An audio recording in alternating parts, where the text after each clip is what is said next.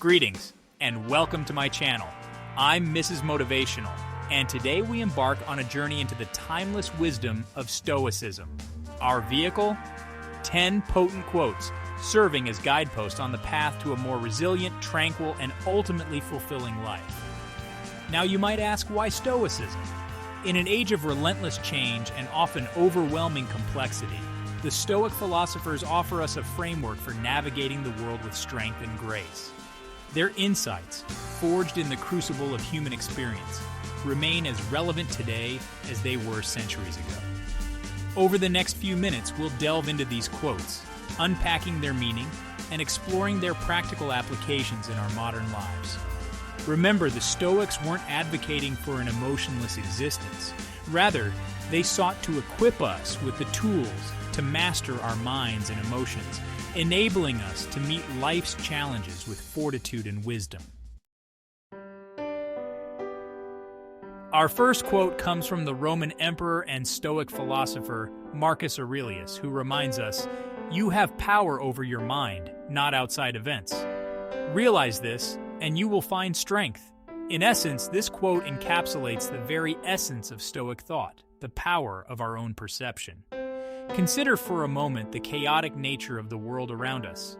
We are bombarded by a constant stream of information, events, and external pressures, all vying for our attention and often leaving us feeling overwhelmed and powerless. However, as Aurelius astutely observed, our true power lies not in controlling the external world, but in mastering our internal landscape, our thoughts, our reactions, our interpretations of events. This might seem like a subtle distinction, but it is a profound one. It is the difference between being a ship tossed about on a turbulent sea, at the mercy of every wave and gust of wind, and being the captain of that ship, steering a steady course amidst the storm. To control our minds is to control our responses, and in doing so, we access a wellspring of inner strength, a reservoir of resilience that no external force can diminish. So how do we cultivate this inner strength, this mastery over our own minds? It begins with awareness, with paying attention to our thoughts and recognizing the power they wield over our emotions and behaviors. When we are aware of our thoughts, we can then begin to question them, to challenge their validity, and ultimately to choose those that empower us rather than those that diminish us. Our next Stoic insight comes from Seneca, who cautions us, "We suffer more often in imagination than in reality." This quote strikes at the heart of human anxiety, highlighting our proclivity for catastrophizing, for conjuring up worst-case scenarios that rarely, if ever, come to pass. Think about a time when you were consumed by worry or fear. Was the situation itself truly dire, or was it your imagination, running wild with possibilities, that amplified the suffering? More often than not, it is the latter. We allow our minds to become fertile grounds for anxieties to take root and flourish, creating mental prisons of our own making. The Stoics understood this human tendency and offered a powerful antidote: the practice of grounding ourselves in the present moment. When we find ourselves lost in the labyrinth of future anxieties or past regrets, we can choose to shift our focus to the here and now. What do we see, hear, feel, smell, taste in this very moment?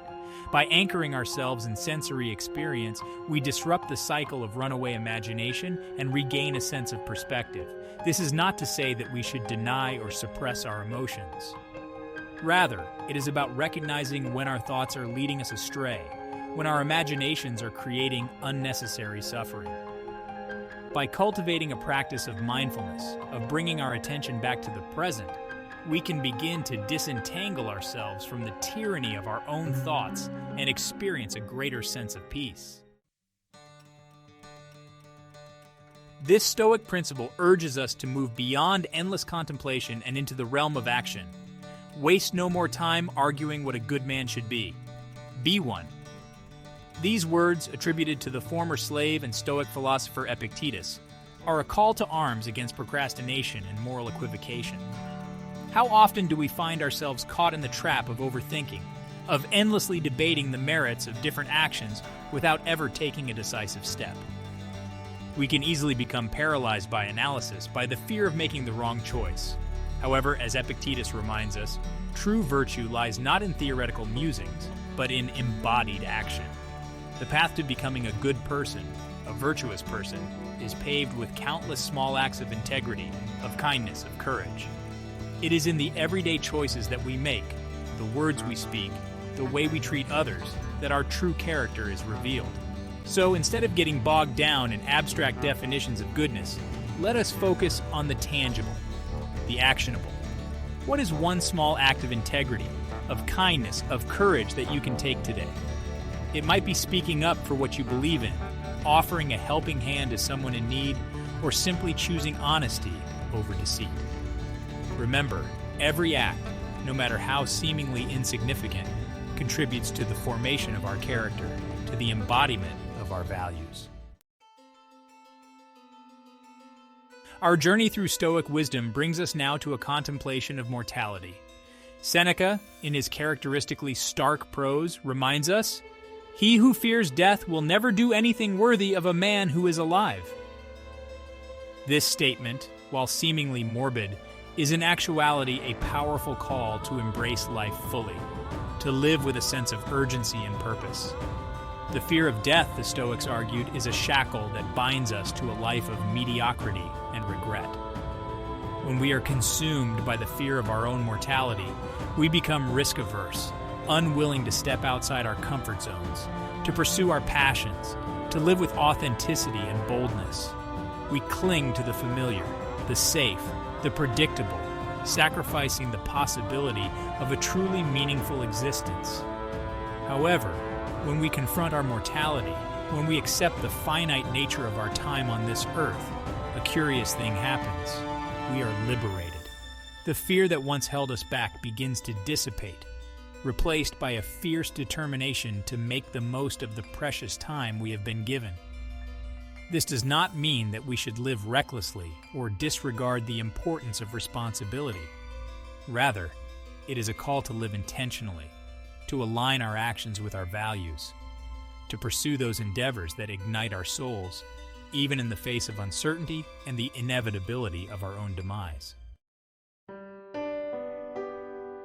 Our exploration of Stoic wisdom now leads us to Epictetus, who offers this profound insight.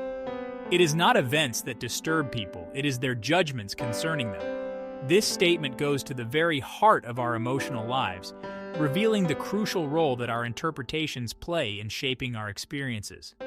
Consider for a moment two individuals facing the same objective event, the loss of a job. One person might view this event as a catastrophic setback, a source of shame and despair. Their thoughts might spiral into negativity, focusing on feelings of inadequacy, financial insecurity, and a bleak outlook on the future. However, another person faced with the same event might choose to view it through a different lens. They might see it as an opportunity for growth, a chance to pursue a new career path that aligns more closely with their passions. Their thoughts might be characterized by optimism, resilience, and a belief in their ability to navigate this challenge and emerge stronger on the other side. The difference in these two responses lies not in the event itself, but in the individual's interpretations of it. The Stoics understood that our judgments about events hold immense power over our emotional well-being. They recognize that while we cannot always control the events that life throws our way, we can control our responses to them. Continuing our exploration of perception, we arrive at another powerful quote from Epictetus. If you are distressed by anything external, the pain is not due to the thing itself, but to your estimate of it.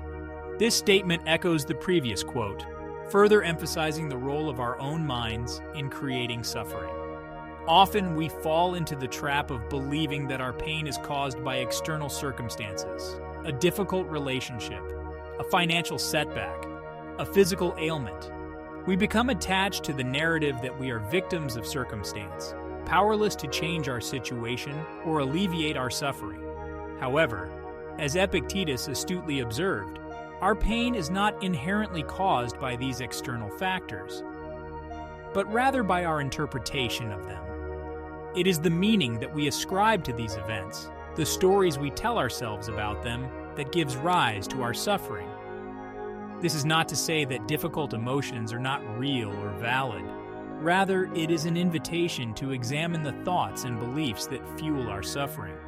Are our interpretations of events serving us well, or are they keeping us trapped in cycles of negativity and pain? The Stoics believed that by consciously choosing more empowering interpretations, we could transform our relationship to suffering. This does not mean denying the reality of difficult situations, but rather approaching them with greater clarity, acceptance, and a willingness to find meaning and growth within them. Our Stoic journey takes us now to the heart of their philosophy, the pursuit of inner freedom. Epictetus, once again, provides us with a guiding principle. Freedom is the only worthy goal in life. This statement might seem deceptively simple, yet it encompasses a profound truth that lies at the core of human flourishing. What exactly do we mean by freedom in this context? The Stoics were not referring to freedom in a purely political or social sense. Rather, they were speaking of an inner freedom, a liberation from the chains of our own desires, attachments, and negative emotions. They recognized that true freedom is not about having everything we want, but about learning to want what we have, to find contentment and peace within ourselves, regardless of external circumstances. This inner freedom, they argued, is the ultimate source of human happiness and fulfillment. How do we cultivate this inner freedom? It begins with recognizing that our thoughts, emotions, and reactions are not always under our direct control. However, we do have the power to choose how we respond to them. We can choose to cling to our desires, to allow our emotions to dictate our actions. Or we can choose to cultivate a sense of detachment, to observe our thoughts and feelings without judgment, and to act from a place of wisdom and inner peace. Our Stoic exploration now turns to the importance of living fully in the present moment. Seneca, in his characteristically evocative prose, urges us, begin at once to live and count each separate day as a separate life. This quote serves as a powerful reminder of the fleeting nature of time and the importance of savoring each day as if it were our last. How often do we find ourselves caught in the trap of dwelling on the past or worrying about the future, sacrificing the present moment for the illusion of control over that which we cannot change?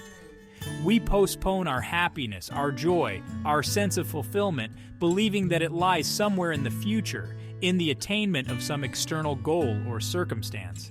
However, as the Stoics wisely understood, the present moment is all we truly have.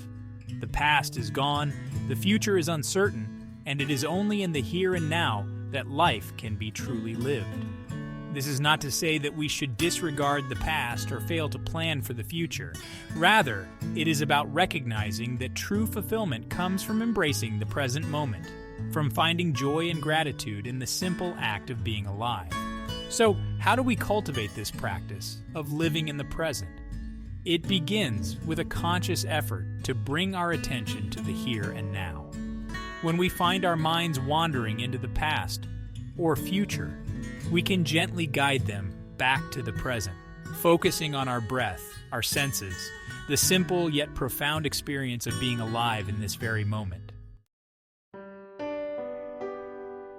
Our journey through Stoic wisdom brings us now to a consideration of forgiveness. Marcus Aurelius, in his Meditations, offers this profound insight. The best revenge is to be unlike him who performed the injury. This statement might seem counterintuitive, even radical, in a world that often glorifies retribution and the pursuit of justice at all costs. When we have been wronged or hurt by another, it is natural to experience anger, resentment, and a desire for revenge. We might replay the event in our minds, fueling the flames of anger and seeking ways to inflict pain on the person who has hurt us. However, as Aurelius wisely observed, this path only leads to more suffering, perpetuating a cycle of negativity that ultimately harms us more than anyone else. The Stoics understood that true strength lies not in retaliation, but in choosing a different path, a path of forgiveness and compassion. This does not mean condoning or excusing the actions of those who have wronged us. Rather, it is about recognizing that holding on to anger and resentment only serves to poison our own hearts and minds. Forgiveness is not a sign of weakness, but an act of profound strength and courage. It is a gift that we give not only to the person who has hurt us, but also to ourselves, freeing us from the shackles of the past and allowing us to move forward with greater peace and clarity. Our final stop on this exploration of Stoic wisdom brings us to a consideration of resilience, our capacity to face adversity with strength and grace. Seneca, in his Letters from a Stoic, reminds us, "Fortune falls heavily on those for whom she's unexpected. The one always on the lookout easily endures." This quote speaks to the importance of preparedness, both mental and practical, in navigating the inevitable challenges that life throws our way. Life is full of unexpected twists and turns, moments of joy and sorrow, triumph and adversity. To believe that we can somehow avoid these fluctuations is to set ourselves up for disappointment and suffering. The Stoics, however, did not advocate for a life of fear and apprehension, constantly bracing ourselves for the next catastrophe. Rather, they encouraged us to cultivate a mindset of preparedness, an understanding that setbacks and challenges are an inherent part of the human experience. Just as a seasoned sailor prepares their ship for a storm, knowing that rough seas are inevitable, so too should we fortify our minds and spirits for the challenges that life will inevitably bring. This preparation involves cultivating inner resilience, developing coping mechanisms for stress and adversity, and nurturing a belief in our own ability to navigate difficult situations. As we conclude our exploration of these 10 Stoic quotes, I invite you to reflect on the profound wisdom they offer. These principles, though ancient, remain strikingly relevant to our modern lives, providing us with timeless tools for cultivating resilience, inner peace, and a life of meaning and purpose. Remember that Stoicism is not a passive philosophy, but a call to action. It is in the application of these principles, in the daily choices we make, that we truly embody the Stoic spirit. Choose one quote that particularly resonated with you and reflect on how you can integrate its wisdom into your own life.